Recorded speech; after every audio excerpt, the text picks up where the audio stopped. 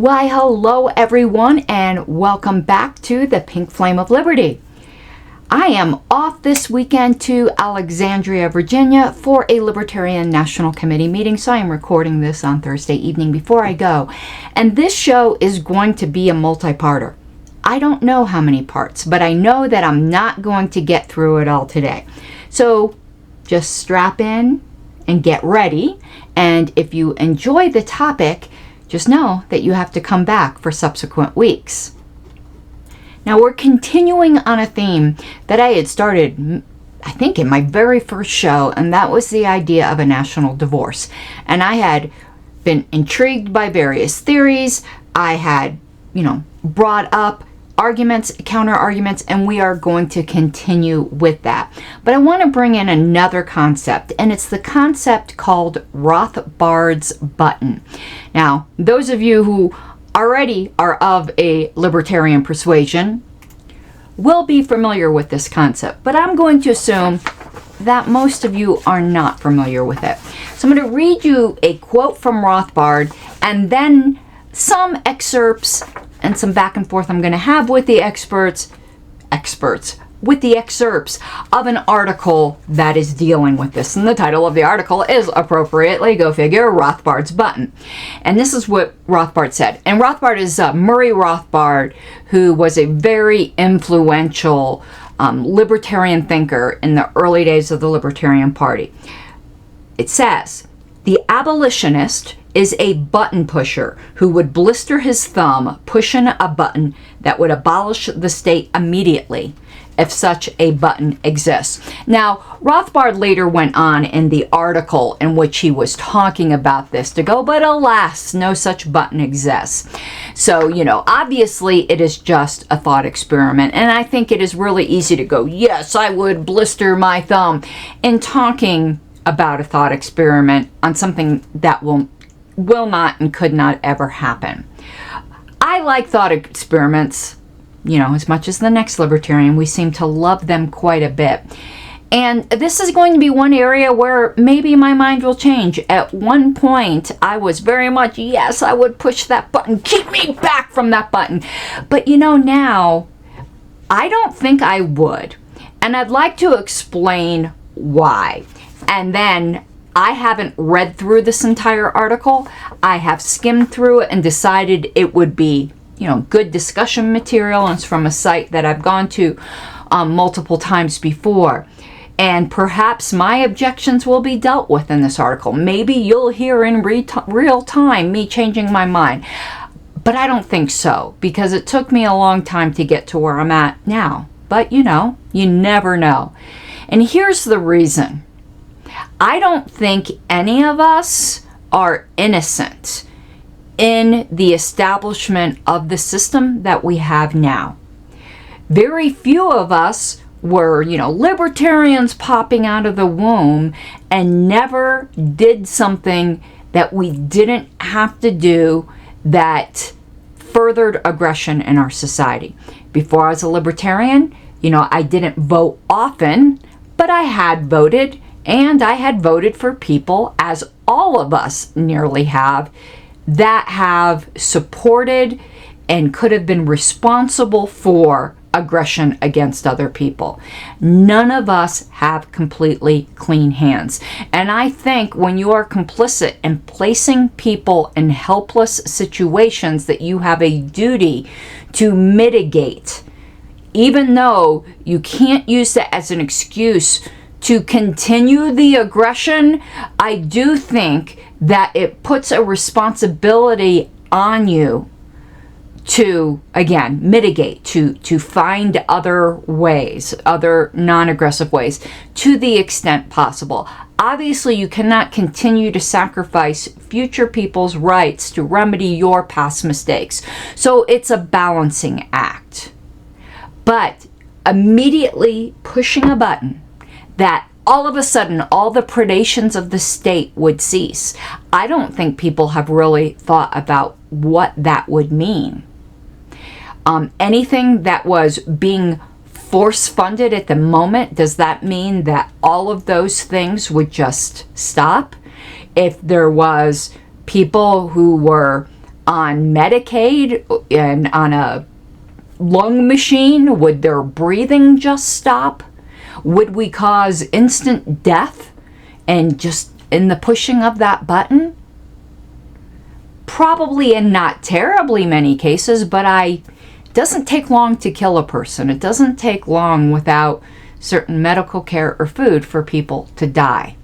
And unless you've done something to try to mitigate, pushing that button just doesn't seem to me to be the right thing to do. And when I say right thing, I'm not saying right thing in the sense of if you were a completely innocent person, you do not have to endure any more aggression against yourself in order to save other people. So perhaps this hypothetical, since we're dealing with a hypothetical button, this hypothetical pure as the driven snow person could push the button without any kind of moral conundrum.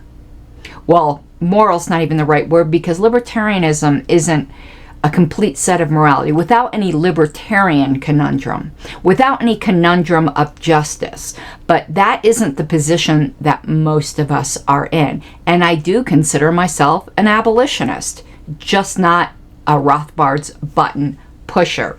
All right, before we continue with this article, speaking of a fellow abolitionist, eventually, I don't know if he would push Rothbard's button or not, but a fellow libertarian, Daniel Lutz. Fire is a danger to us all. It threatens our homes, our schools, and our livelihoods. There is a way to provide more funding to our local firefighters without raising taxes on Coloradans. Federal money is given every year to Colorado. 25% is meant to support our local fire authorities, but due to omissions in state law, our firefighters are left out of this funding. Our legislatures need to be focused on finding the problems in our laws like this that need to be fixed, not layering more bad laws on top of broken ones. Our government wouldn't have to keep running back to the people asking for a tax increase if they spent our money better to begin with. Send Daniel Lutz to Denver and he will work to bring our spending under control. He knows that's your money, not the government's, and he will treat it that way. For more information, please visit his website at www.lutz449.org. Let me spell that for you. Obviously, you know how to spell www, but Lutz is Lutz,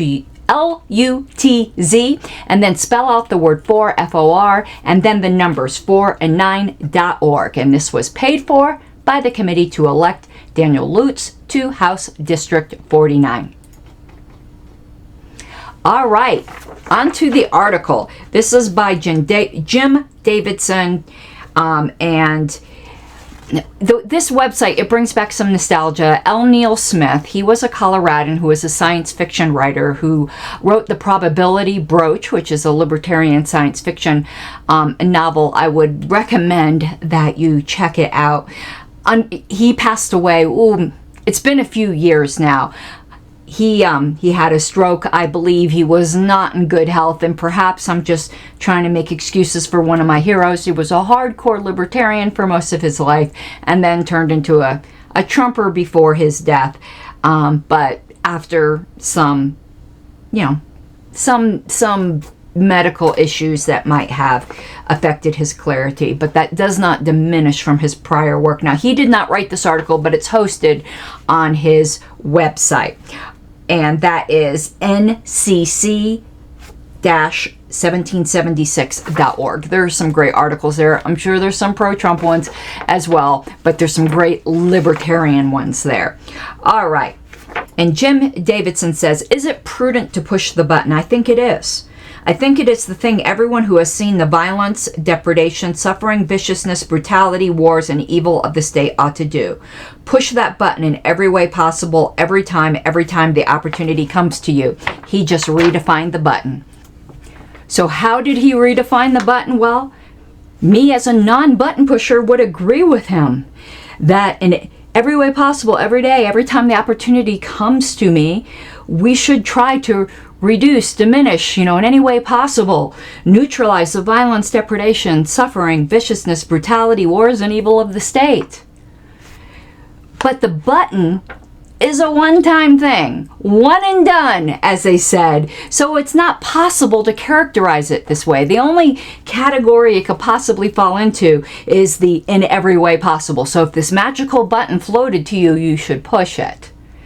But it's not a possibility, and he's talking about us doing things that are possible, not engaging in navel-gazing philosophical exercises on pushing magical buttons.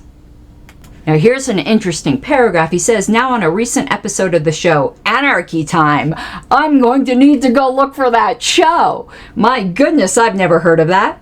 One of the panelists, Mandy Cunningham, said she thought it would be a mistake to push the button. People were not educated. People did not know enough about how to survive without the state. People would just set up another state right away. All right, we will deal with Maddie's objections after the break. Remember, you can always reach out to me at pinkflameofliberty@gmail.com. I would also super appreciate it if you checked out my YouTube channel at youtube.com/Pink Flame of Liberty, and also at the aforementioned email address. You can inquire about advertising potentials, possibilities, which are much more affordable than you may think. All right, and welcome back, and we're going to continue where we left off with Mandy Cunningham, who had basically said people aren't ready because they aren't educated enough. Now I know that, scoot over a bit here, I know that some of my answer had a little bit of the element of people aren't ready, but it wasn't that people aren't educated enough. That's not something that's your fault. That's not something that you can control. My kind of people aren't ready were we have a duty towards other people because we are partly to blame for the initiation or continuation of this aggression. And unless she's saying that everyone has to embrace, understand, or be educated enough to live without a state before we can get rid of the state, it's kind of tautological. And it's also what a friend of mine, Thomas Knapp, had once referred to as Libertarian Stockholm Syndrome, where we can't do this until this, but this can't happen until you do that. So you're in a hostage standoff where everyone gets to abdicate responsibility. It's a nice gig if you can get it. And so Davidson replies, to which I say, fine, push the button anyway. Those who don't want the state and don't need it can live for a time without the state. Those who instantly start setting up a new state at least are going to be further away from the corruption and brutality that signifies the state today. So he's basically saying wipe the slate clean. It'll take a while to dirty the slate back to the mess that it's in now. Maybe, maybe not. I mean, yes, we are seeing awfulness in the state. The state in theory, just the state existentially is awful. But it's possible to have a worse one. And it's possible to start off worse. He's acting, and not that I think her excuse is valid. So what? People will that's like saying we can't get rid of the IRS because, inevitably the government will just set up that taxing income again anyway. It's a type of fatalism that I just don't accept. But for him to argue that the new state that might immediately get set up is at least going to be better than we have today, well, really? I mean, what if it's immediately set up as a brutal dictatorship? You can go from zero to quite awful very fast. It says their state will be newer, brighter, perhaps attracting people of better ability. And who's the dreamer here? All right, I don't know. But he says people aren't very well educated, but they never have been, and by and large never will be. Well, we're more educated than we've ever been in history, but again, I didn't find that explanation very helpful. So it says, if educating everyone in how to get along with the state, we're going to end the state, wouldn't we see some signs of it? No, because she was basically saying everyone needs to be, or at least a critical mass, which would be, well, critical mass in some things can be a small percentage, but I think in her example, it'd have to be at least the majority of people. And no, we wouldn't see signs of it because the majority of people today have not been that educated. He says the gradualist ideology of political libertarianism has been attempted under the rubric of the Libertarian Party since '71, and in that time we've seen no progress. While we've seen some progress in some areas, I'm not going to say it's attributable to the Libertarian Party, but we certainly have seen greater freedoms in some ways, and certainly horrible abuses in other ways. And he's fundamentally misunderstanding the initial purpose of the Libertarian Party, which was not necessarily a gradualist ideology of political libertarianism. We were founded as an anti-political party, but that's getting a bit off the beaten trail here.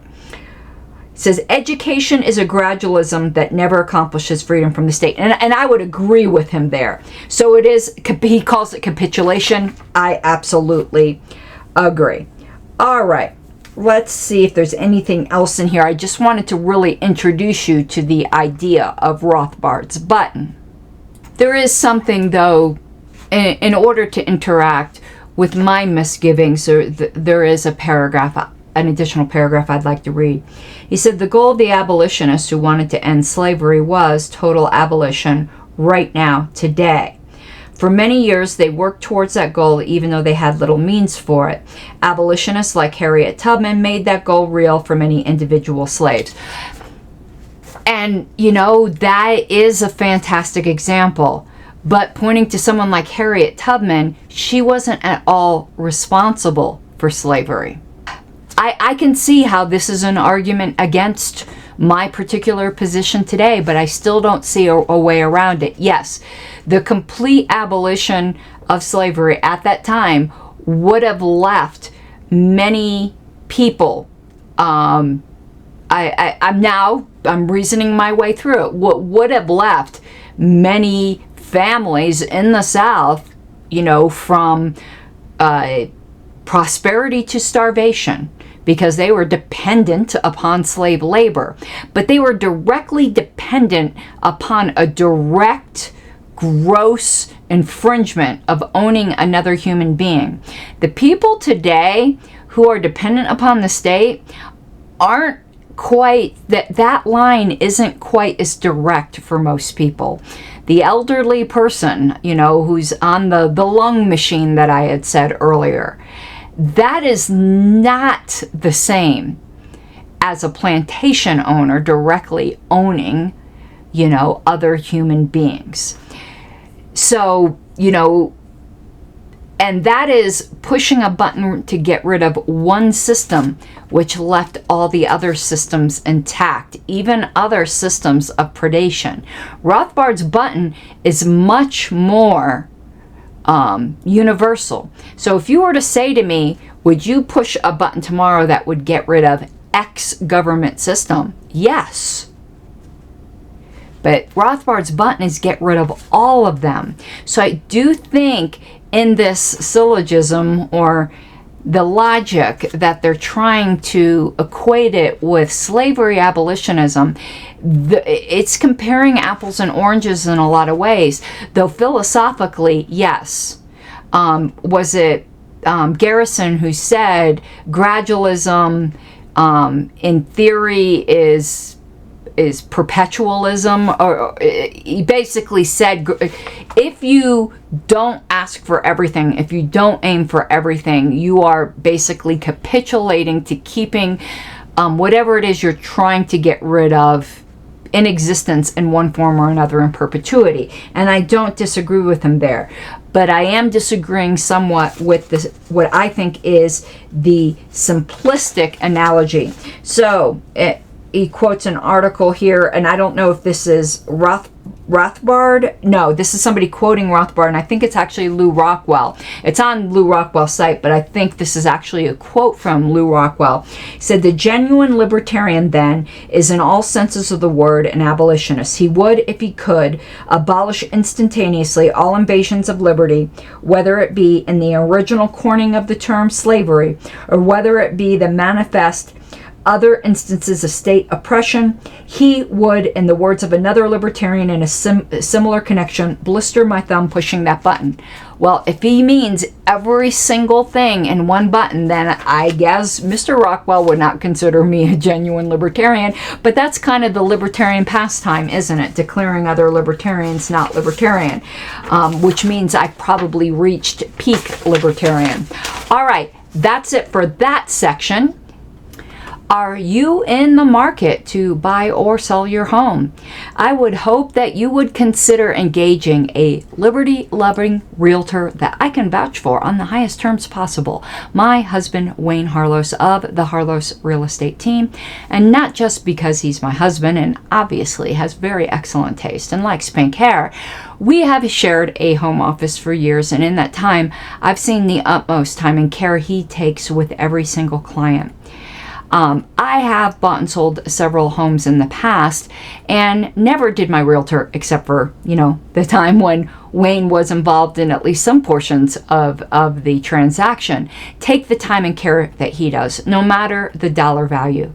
In fact, my experience has been that particularly if you are a first-time home buyer or seller, and ever more so if you're in the lower value of the market, that realtors have bigger fish to fry and spend the least amount of time with you. But that's not how Wayne operates. In fact, he takes so much time and care with his job that when his job duties call, I can get a little neglected. Poor me. I'm sometimes kept waiting. So getting a good and caring realtor is one of the most important decisions you can make. So please do consider giving Wayne a call at 303-229-3435 or emailing him at wayne@harlosrealestateteam.com. If he doesn't service your area, he will help you find a good agent. And even if you are not quite yet ready to buy or sell, he is still glad to offer advice. Okay, in the next portion of this show, I'm going to be playing a discussion that took place between, oh my goodness, I believe the first name, I'll get the name in the next segment, and Dave Smith of Part of the Problem. And they're having a discussion on whether or not libertarians should be supporting the idea of a national divorce. Now, you know that I've been supportive of that idea if it could be done in a peaceful way, but it was a very interesting discussion, and we are going to go through almost all of it, and that is what's going to take several shows, most likely. All right, talk to you on the other side of this break. All right, and welcome back again. We are going to get right into that Reason Magazine video discussion, and let's just get right into it because I'll remember the other gentleman's name once it starts playing, but it was also with Dave Smith, whom I'm a huge fan of. But let's get going. Is it time for blue states and red states to stop fighting over their differences and just get a divorce? Georgia Congresswoman Marjorie Taylor Greene, along with many on the political right, say it's time to seriously consider breaking the country apart. The Libertarian Party has also been promoting this idea on Twitter since the Supreme Court overturned Roe v. Wade. Pro-lifers, why share a country with those who support the dismemberment of babies in the womb? Pro-choicers, why share a country with those who would take a woman's right to abort away? Hashtag national divorce. All right, and yeah, I supported that tweet. That tweet was probably made by Dave Smith. He's on our Twitter team. But that is a good question. Are we getting to the point where there are just too many fundamental differences? But something I want to bring out that I haven't listened actually even to the whole discussion yet. I've listened to most of it, and in the part I've listened to, because I like reacting contemporaneously, on my shows. But in the part I did listen to, it was about the national divorce, so obviously wasn't talking about anarchy or peak libertarianism or anything like that. But these differences would not matter as much. Now, the abortion one's a little bit stickier because the fundamental question is if there is aggression that can be enforced, to which retaliatory force can be used. But for most things that we have a lot of differences with, the differences wouldn't matter if both sides weren't scrambling to use the government gun that is on the table. That is the problem, more so than the differences, because otherwise we would just resolve into our communities and we would find ways to live peaceably together, and it would be mostly through freedom of association and things such as that, other free market solutions, because there would be no government gun to use. When the gun is there and we know someone's going to pick it up, we try to make darn sure it's us, and that's the problem. And if you're watching this on my YouTube channel, you'll see in some of the video that scrolled by, there I was on the Libertarian Party little scroll by. But let's talk about the next clip. The politics of abortion are thorny and contentious even among libertarians. But how about free speech, guns, private property? Is trampling on our rights more legitimate when a state or city government does it? Okay, so his name is Zach Weissmuller, which we saw in that clip. But he raised a very important question that I often find myself, maybe at odds at times, or it might seem that way in the discussions with other libertarians, particularly over the Roe versus Wade decision, where they're saying, well, it's not in the Constitution. Since when did we get this big Constitution fetish? But that isn't, to me, the fundamental question. Does, as Zach asked, if there is rights being violated, if states outlaw something, is it better to have a national law or national court ruling saying states can't, or leave it up to the states and some states will violate and some states won't? Now, I understand that our system is set up so that it would devolve down to the states, and the idea is if your state, is becoming repressive, it's easier to just move to another state. Now, but that argument is made towards libertarians all the time. If you don't like the direction of the country, then move to Somalia. Now, I know it's a lot easier to move to another state than to move to an entirely different country, particularly when this country will charge you to leave, literally. But I think that's missing the fundamental point, and this will come up later, that localism doesn't always lead to more freedom. But I think that kind of misses the point, and Dave will get into that with Zach. Why would it be acceptable at the local level, but not the federal level, to relinquish our liberties to the tyranny of the majority? Also, the kind of national divorce between red and blue America that partisans like Green are calling for doesn't accurately capture the rich political diversity of a country designed from the founding to contain multitudes. But actually, that's true and it's not true. As I covered in another show, the polarization that we're seeing is federalism is actually working towards leading to a national divorce because it's a bastardized form of federalism we have. So let me explain. We have this central government that is trying to force everything on everybody. Some state governments are resisting. People who agree with the resisting are fleeing to those states, and that is creating a much more stark divide, I think, than has happened in a very long time in this country. In fact, the last time I think it has happened is over slavery. And it's just compounding each and every day. So I do think he is underplaying that, but I also do think that somewhat misses the point.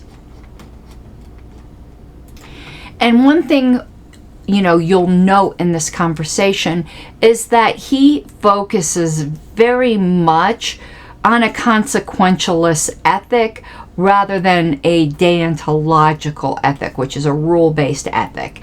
So he'll say, well, it's better that we can have national laws so that states don't violate them, without really touching the question of, do communities have the right?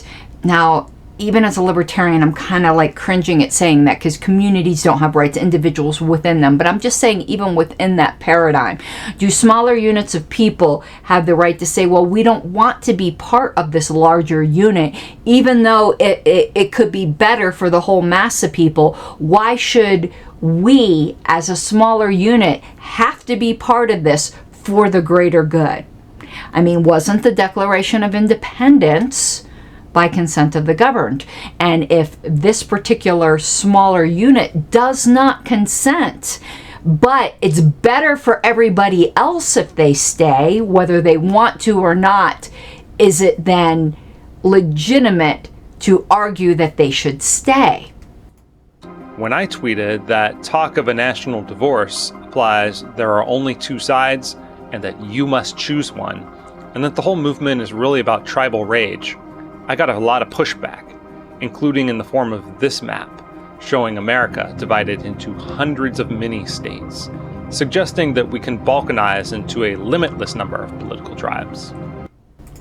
And why couldn't we? And I actually think there were thousands on that map that he showed. I mean, that to me is the ultimate point of this. And the use of the phrase tribal rage, I just see as a cheap debating trick. Because I could just as easily say, well, yours is some kind of tribal fetish for a large tribe.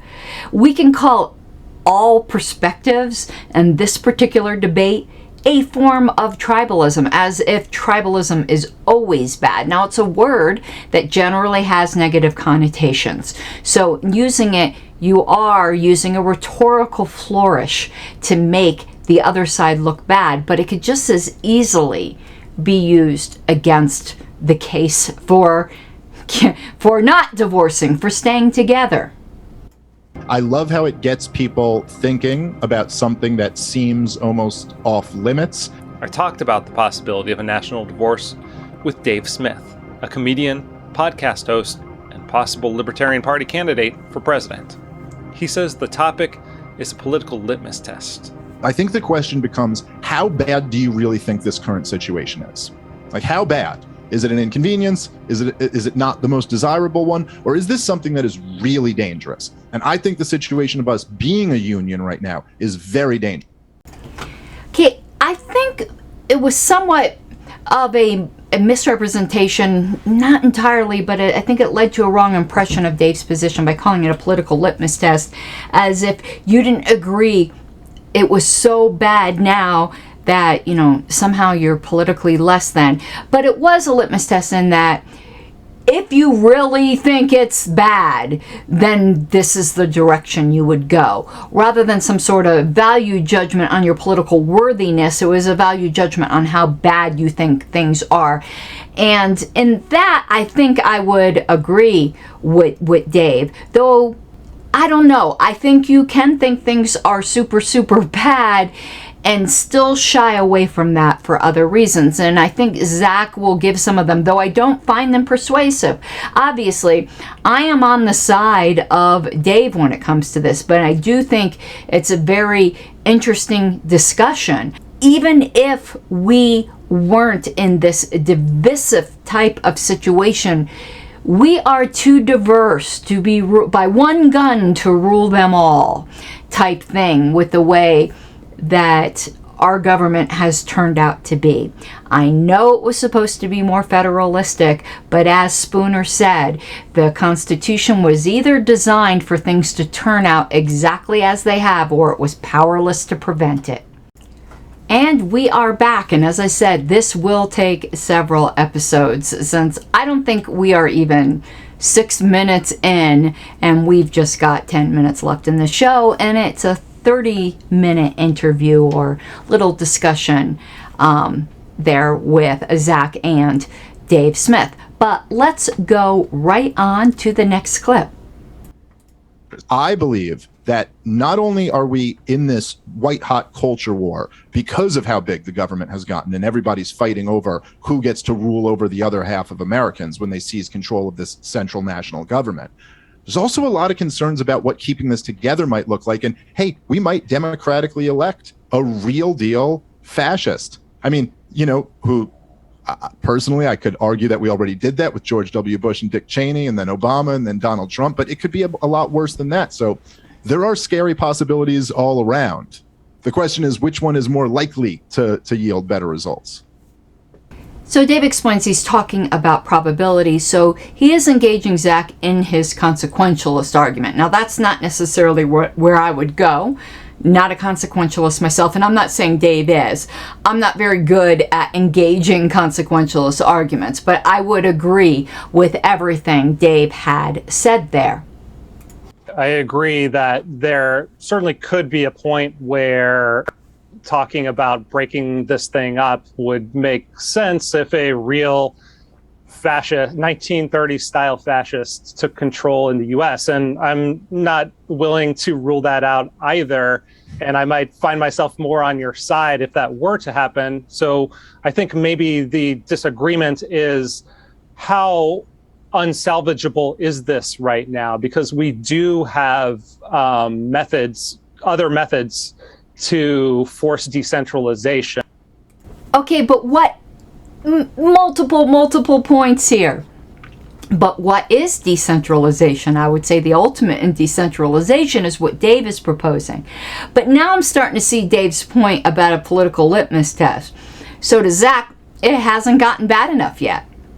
If we elected a 1930s style, and I like the way he put that in there because seemed like he didn't want to concede the awfulness of Obama, Bush, and Trump. I would have added Biden into that list as well, but it's funny the way he qualified that, but okay. To him, then that is when things get that bad.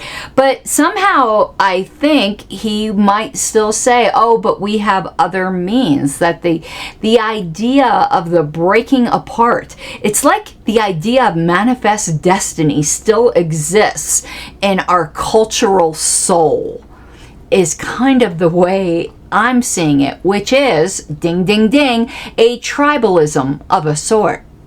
And we do have the 10th Amendment. We have all the work that someone like Michael Bolden has done to help push, states and localities to ignore federal and state gun laws, to push drug legalization. We now have a Supreme Court that is willing to start sending some of these contentious issues back to the states. They're willing to strike down executive agency actions that have no basis in congressional law. Why not work within the system we have a little bit more? Why not work towards real federalism, getting more libertarians onto the Supreme Court eventually? Because while the Supreme Court might be doing some things we like, they also aren't so good on things like the national security state or what police and border patrol do to people. Wouldn't working with what we have make a little more sense than saying we're in a white hot culture war, so let's start dividing into red and blue states and see where that goes? More libertarians to the Supreme Court. We don't have any libertarians on the Supreme Court. But it's funny that on one hand, he says, well, we're sending these things back to the states, where at the beginning he was bemoaning the fact that states could then, without a federal law protecting rights, can then violate rights. with all due respect to Zach, he does seem to be doing a lot of talking out of both sides of his mouth. And he goes, well, why don't we try federalism? We did.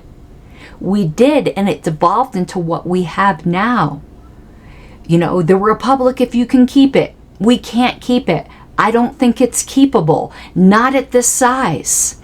There are some things, there's even those social science studies which talk about, the largest group of people in which you can actually feel some kind of real kinship to. And it's a very, very small group. I think it was like 148, like it was super small. It might have been larger than that, but it was still more in that neighborhood than in the huge size of this country, where we only have our country in common with some other areas. Is that sustainable? Is that healthy? Is that humanizing? Is that best for human flourishing? Those are the questions to me that need to be asked as well if we're going to go down the consequentialist road.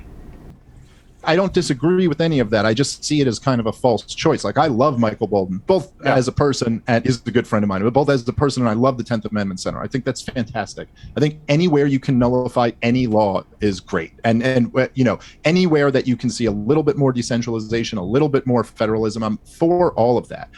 So I don't see it as one or the other.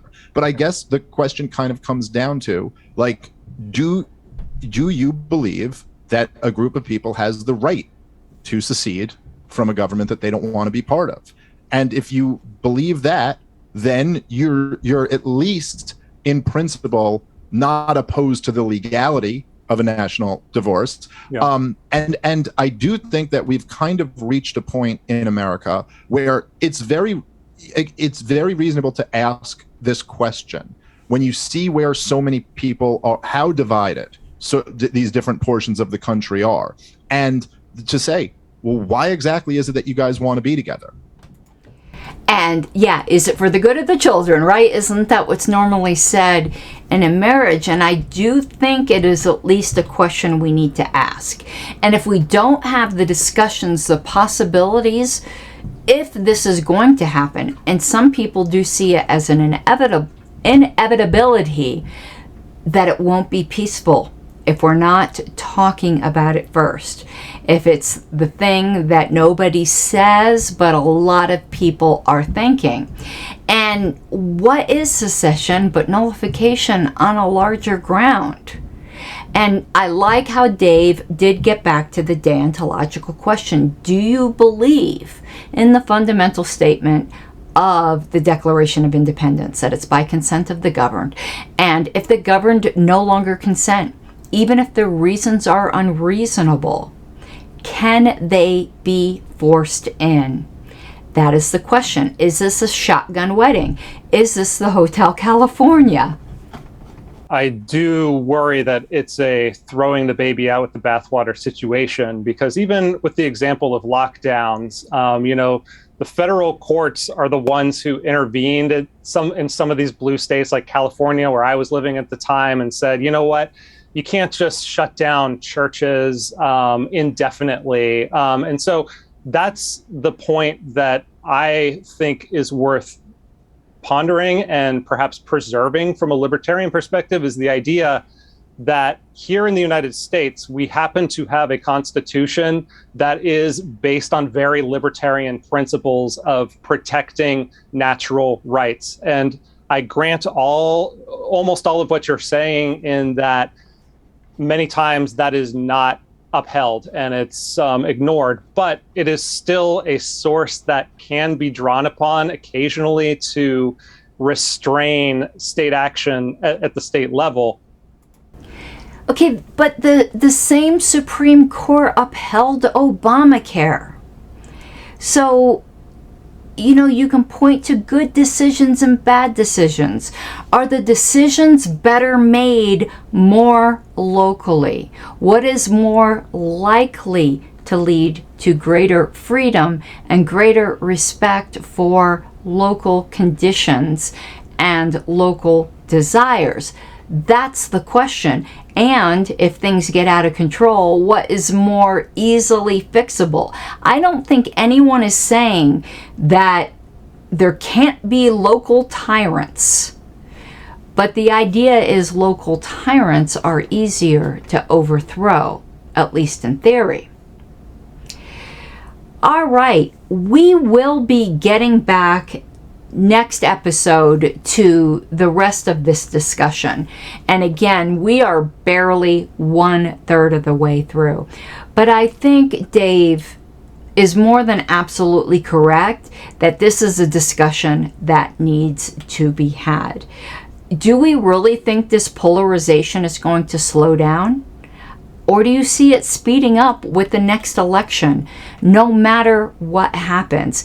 Is this type of polarization inevitable? I think in a type of system, what's majoritarian basically, even though we nominally have a republic, where 50 sheep can vote that they're going to eat the other 49 sheep for lunch, that this is almost inevitable, where you have people voting to steal from other people. Now where we have cultural wars, which are bad enough. But when the cultural warriors on either side of the fence, or there's not even just two sides, on any spectrum out of the spectra, can use the force of the state to make others conform. Is this sustainable? I don't think it is. All right, I will see you next week, and until then, I hope you have an awesome week. I love you all. You gotta take what you're given, that's how we live it. Don't be mad at the system, it's simply how we've existed. I hear a lot of people talking like they politicians and choose to be an accountant because it's safe in the business, not because they want to